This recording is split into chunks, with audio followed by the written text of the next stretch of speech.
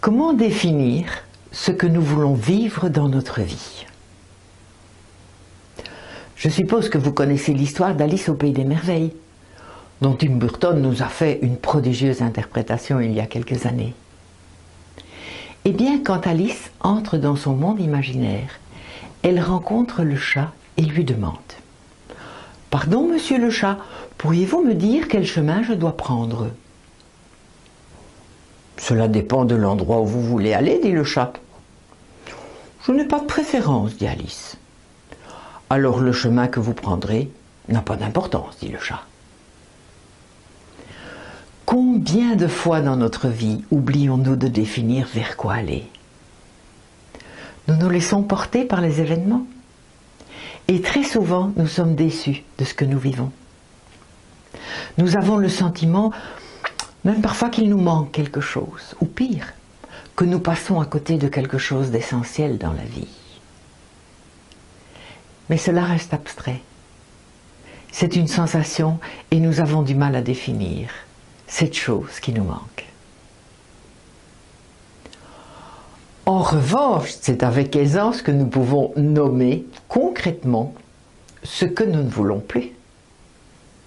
Et cela dans tous les domaines de notre vie. Que ce soit en rapport avec notre environnement, avec notre profession, avec notre habitat et surtout avec notre vie sentimentale. Vous êtes-vous déjà fait une représentation de vous-même en train de manifester ce que vous ne voulez plus? La représentation la plus usuelle est que nous nous fabriquons une image dans laquelle nous marchons à reculons en nous éloignant de la chose que nous ne voulons plus. Mais cela veut dire que quand on marche à reculons, on ne sait pas vraiment vers quoi on va.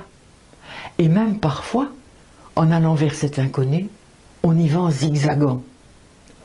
Comment voulez-vous remplir votre vie d'une foule d'expériences qui vous intéressent et qui vous font vibrer si au départ vous laissez le plein pouvoir au hasard?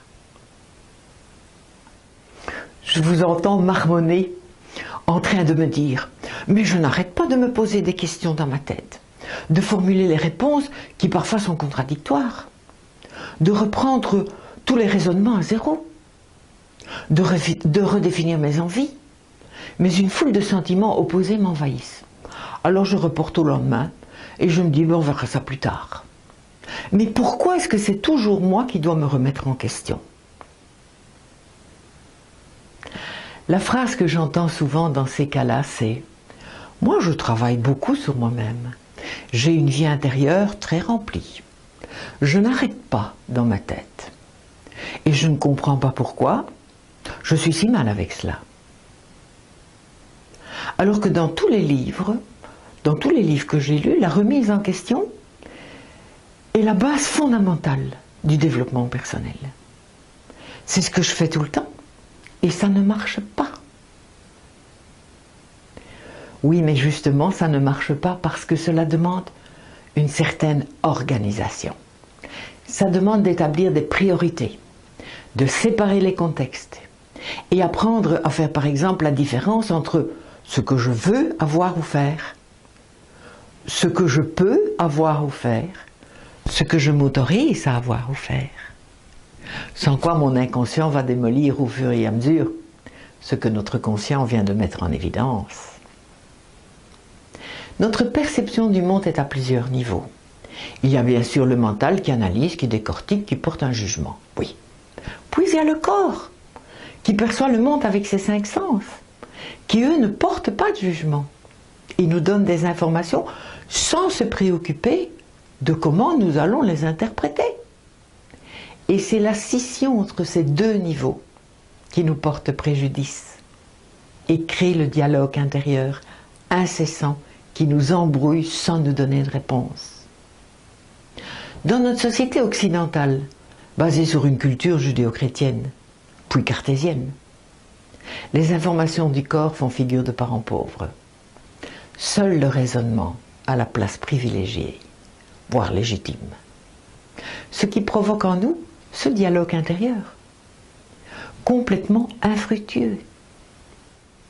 Notre objectif dans le prochain article va être justement de privilégier les informations de nos cinq sens pour définir avec subtilité ce que nous voulons vraiment vivre dans notre vie. Ou plus simplement, dans le prochain article, nous allons apprendre à nous créer des objectifs, mais des objectifs qui aboutissent et qui sont en parfait accord avec notre moi profond. Parce qu'avant qu'une chose ne prenne forme dans le monde extérieur, elle doit d'abord prendre forme dans notre monde intérieur, c'est-à-dire dans le monde des images, des sensations, des sons. Car toute chose qui se passe dans la réalité est avant tout créée dans notre mental. Alors d'ici là, prenez conscience de vos mécanismes automatiques afin de bien préparer notre prochain travail. Et d'ici là, eh bien déjà, je vous envoie toute mon amitié. À bientôt.